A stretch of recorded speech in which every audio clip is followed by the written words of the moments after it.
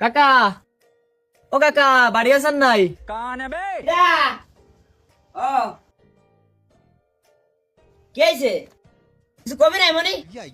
কসি কাকা, ইফতারি দেবেন না এবার? হয় দিবানি তো, এই তো কয়দিন পরে আমার ইফতারি। তা তোরা কি সাইদে ইফতারির দাঁত নিয়ে বেড়াচ্ছিস নাই? আরে দূর ও কাকা, কি যে কন, আমরা কি ওই ধরনের ছেলে ফেলে না, আপনি জানেন না? আমরা তো আগা গুড়াই মনে করেন যে বিনা দাওয়াতের মেহমান। আরে না পাগল, তোরে করছি নে। আরে তোরে তো আমি খুব ভালো করে চিনি। তুই তো বিনা দাঁতে বিয়ে দাঁত খা লোক রে। তুই যে কোন লেভেলের খানিয়ালা সেটা আমি খুব ভালো করে জানি রে মনি। আমি হয়তো দুদিন পরে মরবো। কাকা মনে হয় খানিকটা অপমান করলেন নাকি?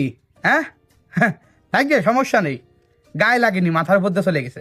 যাই কাকা, যেটা করতে চাইছিলাম আর কি, ওই ইফতারি যেহেতু দিচ্ছেন, ওই সামান্য কিছু টাকা বেশি খরচ করে ডাইরেক্ট বিরিয়ানি দিয়ে নেন।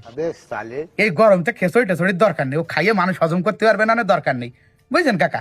এই করতে চাইছিলাম আর কি। তাহলে খায়েন, হ্যাঁ, চলে গেলাম। এই চল। ব্রেক মার, ব্রেক মার, দাঁড়া, এই জায়গা দাঁড়া।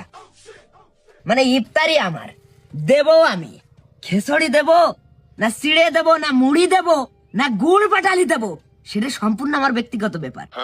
না না না কাকা, এটা আপনি ভুল কথা করছেন। ইফতারিটা দেবেন আপনি, কিন্তু খাবো তো আমরা। মনে করেন এই জন্য আমি কথাটা কইছি মূলত, বুঝছেন কাকা? আর সত্যি কথা করতে কি, সারাটা দিন রোজা থাকে গরমেতে, ওই দিন শেষে খেসড়ি দিয়ে ইফতারি করে জুত হয় না, বুঝছেন কাকা? আর তার চেয়ে বড় কথা হচ্ছে কি, খেসড়িতে আসছে প্রচুর পরিমাণ গ্যাস কাকা। এই যে কদিন আমি খেসড়ি দিয়ে ইফতারি করেছি, প্রত্যেকদিন দুটো করে গ্যাসের বড়ি আমার খাওয়াই লাগিছে। এই যে এই কয়দিনই 30টার উপরে গ্যাসের বড়ি মানে আমি খাইছি। কোন এই যে এই গ্যাসের বড়ি টাকা দেবে কিটা দেবে একটা? সেটা অবশ্য ঠিক কইছিস রে মনে তুই। আচ্ছা যা, আমার ইফতারের দিন তোরা দুটো গ্যাসের বড়ি কিনে দিবানি। মানে তারপরেও আপনি খেসড়ি দেবেন? হয় পাগল, তা তোর কি মনে আছে? তোর এই কথা শুনে আমি খিচুড়ি বাদ দিয়ে বিরিয়ানি দিবানি? পাগল খনকার। মানে বুঝলাম না কাকা, এই ইফতারি নিয়ে আপনাকে এত কিপটেমি কিসের জন্য? শোনেন কাকা, মানুষের খাওয়ালি এতে কোনোদিন কমে না, এতে আরো আয় বরকত বাড়ে। ওই ডাক্তার আমি খাচ্ছি না, এই খেসড়ি খাস জিনিস না? হ্যাঁ, এখন কথা আছে কি যে আমি খেসড়ি দেবো, তোরা খালি খাবি আর না খালি সেটা সম্পূর্ণ তোকে ব্যক্তিগত ব্যাপার। ঠিক আছে, তবে যাই কন কাকা, কাজটা আপনি ঠিক করলেন না। বড় আশা নিয়ে আইছিলাম আপনার কাছে, ছোট্ট একটা আবদার নিয়ে, আপনি রাখলেন না আবদারটা। সমস্যা নেই, দিন আমাকেও আসবে, তখন দিয়ে নিবানি। এ চল। কি কবরে গে ইফতারি দেবো আমি, আর যত দেশের গা ব্যথা ওগে, মানে মোটে মান আনতে না, আবার তত্তাজা ফান্তা তোমার সরতে বেতামি ছেলে পেলে সব।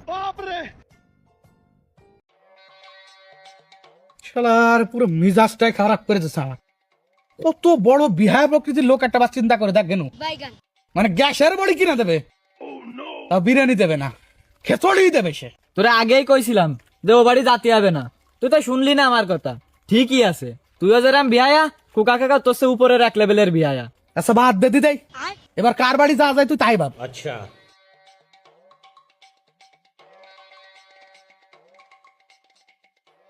আচ্ছা, গফফার কাকার ইফতারি কি হয়ে গেছে নাই? হয়, উনারটা 2 রমজানে ছিল। আরে ও আর কোষ নে, সবজি খেচড়ি দিয়েছিল গোশ ছাড়া। কি কব, আমার আর কোনো ভাষা নেই। মানে এই খেচড়ির মধ্যে পাইছে কি, আমি তো তাই বুঝলাম না। খেচড়ি বাদে অন্য কিছু দিলে কি কোনো পাপ হয়? শালার। আচ্ছা, জসিম ভাই না কয়দিন আগে বিদেশের তো বাড়ি আসলো, উনার বাড়ি গেলি কিরাম হয়? উনিও তো মানে ইফতারি দেবেন নাকি? না তা তো দেবে না, কিন্তু লোকটা তো বেশি একটা সুবিধের না। মনে কর যে প্রথম কথা সে গুংড়া লোক, তারপরে আবার কিপটে, মানে দুটোই একসাথে। বিরিয়ানির কথা কতে গেলি দেখলো খেপে গেল, তারপরে কি আরবিনি? আরে পাগল, চিজটা তো করে দেই, চল আগে যাই দেই, তারপরে যাই হবে না, চল। আচ্ছা হয়, লিস্ট আমি হাতে না বসে রয়েছি। আরে তুই খালি আয়, এসে দেখ কোনো কিছু বাদ গেছে নাই। ও জসিম ভাই, জসিম ভাই, দাঁড়া দাঁড়া 1 মিনিট। এই যে